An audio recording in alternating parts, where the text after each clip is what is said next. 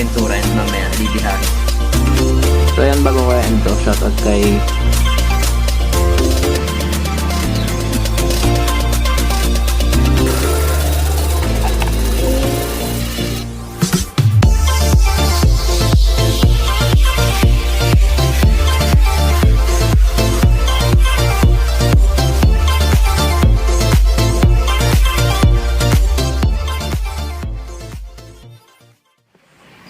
Yo, what's up mga tol? Welcome back again to my channel, ano?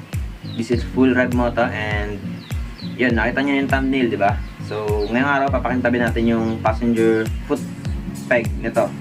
SOM bonus natin. So, ang kailangan natin ngayon ng araw itong yan, liha na 800 grit. Nakita nyo ba? Yan. And itong liha na 1,200.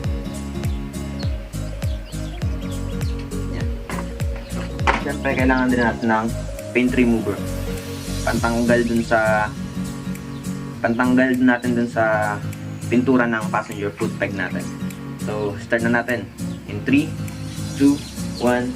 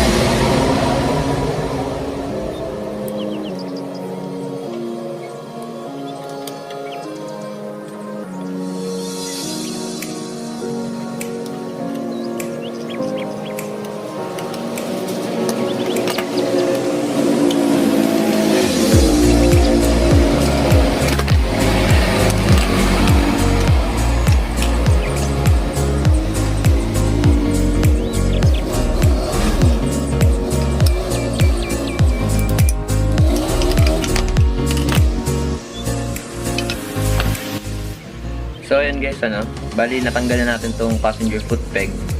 And nahugasan ko na rin siya kasi medyo maputik siya.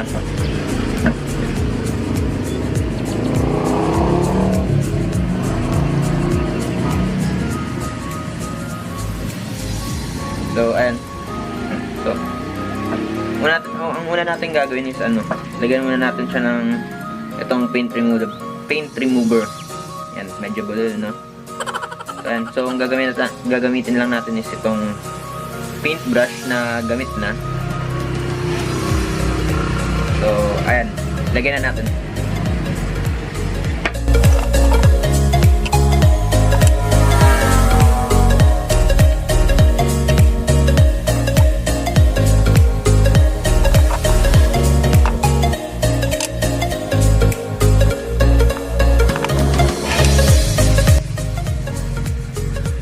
So yan guys, iwasan ninyong malagyan yung balat ninyo kasi makati ito makati na masakit. Hindi na ako nag-gloves kasi medyo sanay naman ako gumamit nito. Pero kung kayo, may advice ko na gumamit kayo ng gloves. At ilayin ninyo yung mukha ninyo. So yan, kung mapapansin ninyo guys, kung makikita ninyo, umaangat yung pintura. So, naluluto yung pintura. Yan. Hintayin lang ninyo mabakbak yung pintura and mamaya lilihahin na natin yan. So, tapusin na rin muna natin lagyan ng paint remover yung isa pang passenger footpeg.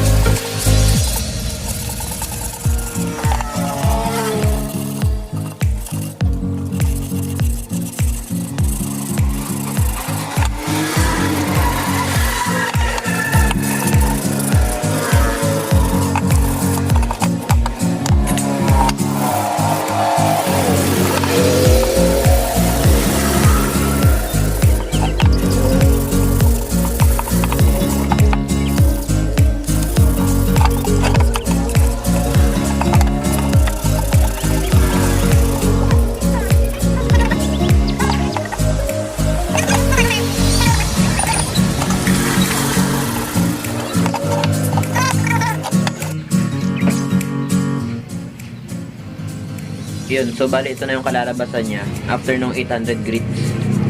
Yan.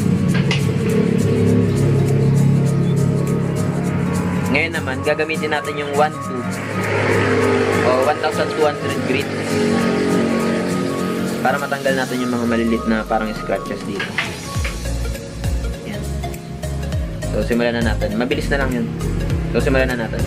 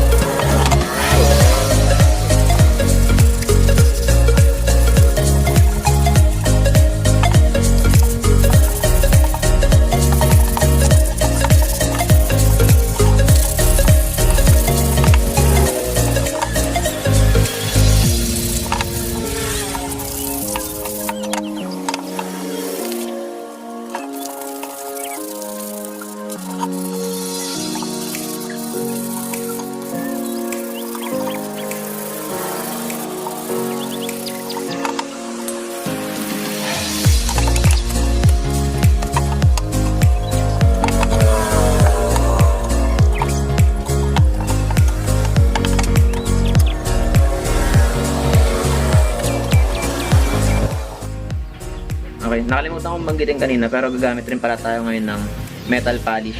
Ito.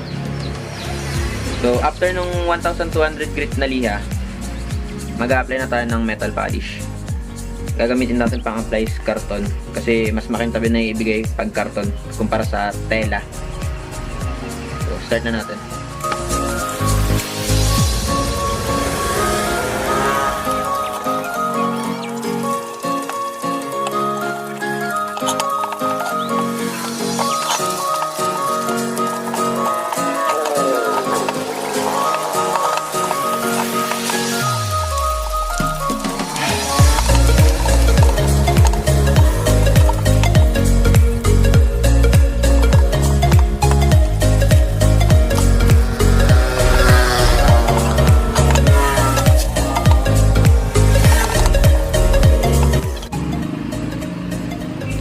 mga tol, no, ito na yung finished product niya.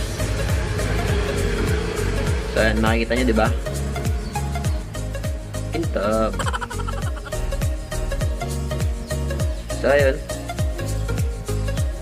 kakabit na natin siya kasi medyo dumidilim na dahil hapon na natin nasimulan ito. Yan. So papakita ko dito sa screen niyo yung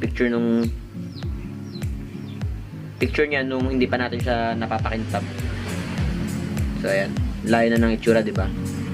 So ngayon kakabit na natin siya, pero baka bukas ko na ulit may vlog dahil hapon na, ay dahil madilim na, ibig sabihin. So ayun, kabit na natin siya.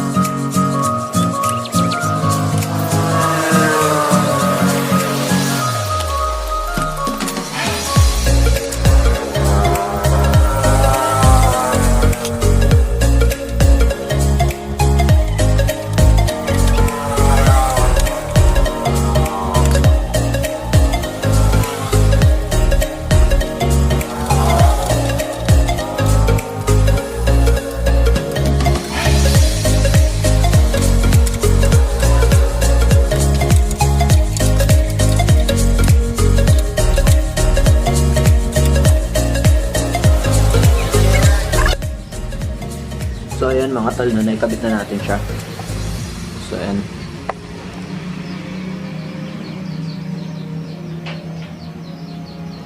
Ayan. So ayan. Kung wala kayong gamit na pang bapping, di ba? So kayang-kaya niya naman kahit kamay lang ang gamit at liha. So yan, kulang pa yan sa metal polish and ganyan na yung kulay niya kasi ayan, paggabi na maliwanag lang sa camera kasi kusa nag-a-adjust. So ayan, bago ko end to, shoutout kay Moto Ninja PH. Yun.